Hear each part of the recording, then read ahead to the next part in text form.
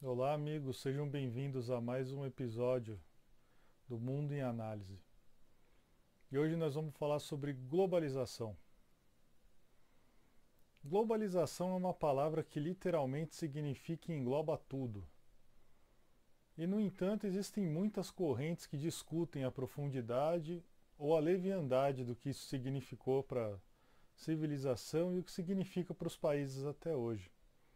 Por que eu vou abordar esse tema hoje?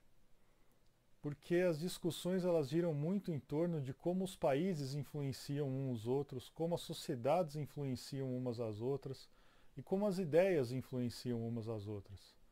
E isso tudo não pode escapar ao debate do porquê isso acontece.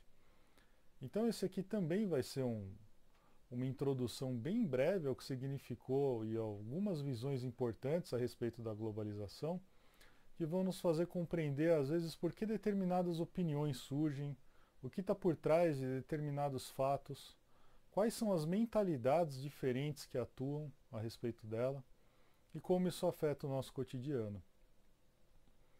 Então, se nós formos olhar lá atrás, nos primeiros momentos tidos como encontro de civilizações, né, onde a globalização passou a acontecer, um ponto interessante de partida seriam as grandes navegações, onde Espanha e Portugal começaram a integrar um pouco melhor o globo via mar.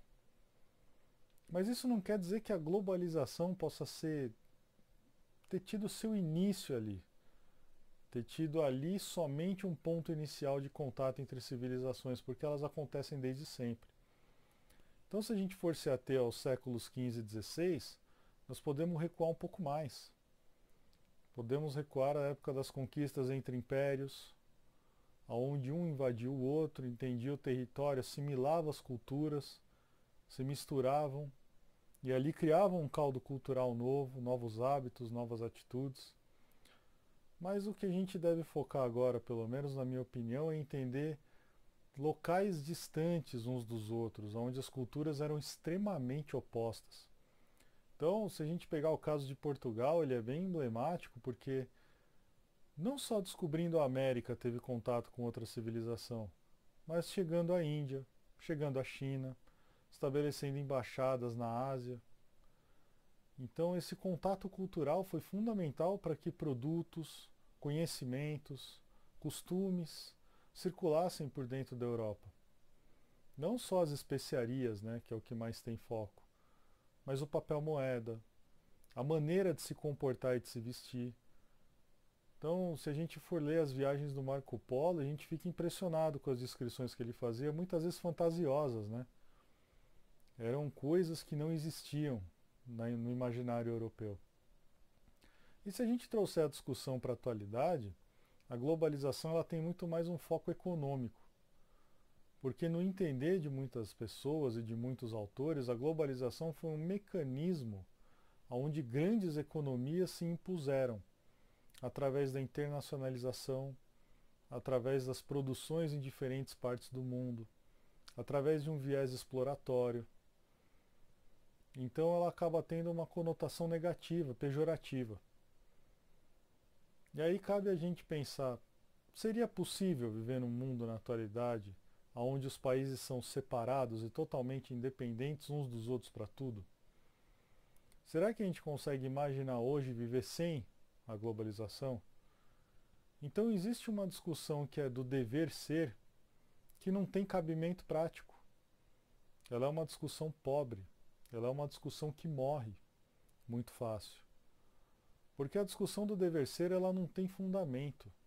Poxa, é um exercício válido imaginar como as coisas poderiam ser? É, mas elas já são de outra forma. Então como eu faço para encarar esse mundo? Como eu faço para entender? Então os exemplos que nós enxergamos hoje são práticos. Você não consegue comprar um bem eletrônico 100% nacional, ou que não tem um pedaço feito em outro lugar. Temos objetos como os da Apple, desenhados, imaginados nos Estados Unidos, mas produzidos fora. E isso acontece tão somente por uma questão prática: custo. E aí a gente volta na discussão do vídeo anterior sobre uma cultura de consumo que exige isso. Então, quantas vezes nós vamos consumir e observamos de onde vem, como é feito, para que serve de verdade? Sobre a utilidade, sobre o consumismo, são fenômenos que derivam também da globalização. Junto de tudo isso tem uma outra coisa. Quanto mais os países se emaranham e os seus comércios começam a se confundir, eles começam a adquirir mais responsabilidade uns com os outros. Então existe uma tendência, uma análise de tendência que indica que quanto mais os países fazem comércio entre si, menos propensão ao conflito eles têm. Eles vão buscar resolver as coisas muito mais por vias diplomáticas para evitar um transtorno econômico maior. Então imaginem, as pessoas são muito simplistas em imaginar um cenário de conflito, de guerra mesmo. Ah, é os Estados Unidos, ah, é a China, ah, é a Rússia. Enfim, os países europeus todos em bloco e como se fosse algo simples, algo singelo. Mas um conflito armado hoje no mundo seria simplesmente catastrófico de todas as formas, justamente pelas economias dependerem umas das outras. E a esse fenômeno se chama interdependência. A forma com que as economias se dependem. A matéria-prima vem de um lugar, é manufaturada em outro, para gerar um insumo industrial que vai ser processado e produzido e vai gerar um bem de valor agregado. Então, até que ponto a globalização é ruim se no final das contas ela tornou acessível os produtos? As formas de consumo mudaram por um excesso talvez das sociedades, mas isso não é um processo globalizatório pensado, idealizado.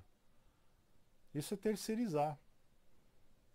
Então, certas discussões no mundo perdem local porque a gente está focado em ideologia.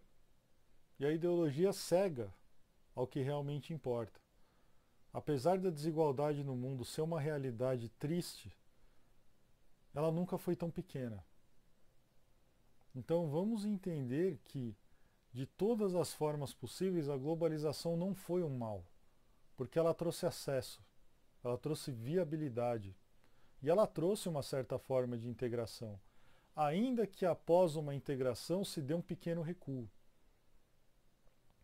Então o juízo crítico ele tem que ter o seguinte valor: o que eu estou analisando? Se eu estou analisando as trocas comerciais, eu acho que nunca houve tanta. Mas não é só o que eu acho, o que eu penso, o que eu imagino. Eu preciso olhar para essa realidade de verdade. Será que na história do globo houve comércio no nível em que está havendo agora? Eu duvido. Não só pelas formas de produção, pelos meios de transporte, pela forma de alcance, o globo está reduzido. O mundo é acessível. Isso é uma benesse. O que vem de ruim, atravancando nesse processo, tem muito mais a ver com a mentalidade da condução das coisas. Às vezes a condução ela é muito mais política do que econômica. Às vezes ela tem outras intenções do que só facilitar a entrada e saída de produtos.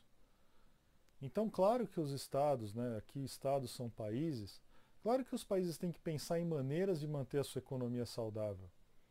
Mas deve existir um equilíbrio.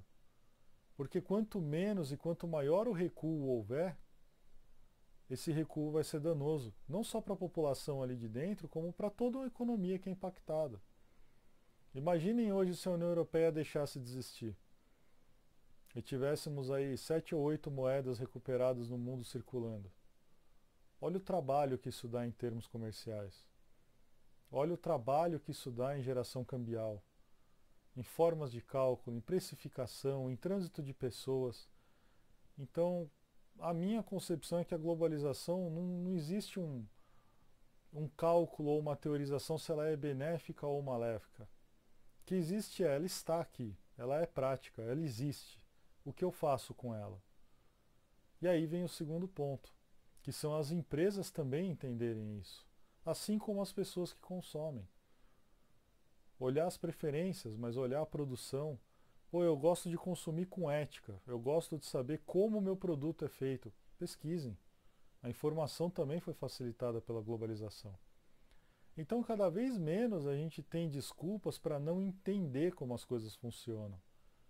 E esse é um vídeo de introdução porque nós teremos algumas partes de análise de globalização, entendendo desde a constituição histórica do processo até a consolidação dessas grandes potências. E o papel em que esse encurtamento do globo teve nas mentalidades. Por favor, acompanhem. Nós teremos lives a partir das próximas semanas, com bons acadêmicos e estudiosos, e vamos entender um pouco melhor como o comércio exterior, como o comércio internacional, como economia e política se tangenciam e convivem nesse conflito de interesses e perspectivas. Obrigado mais uma vez e agradeço a todas as inscrições, tá? Obrigado.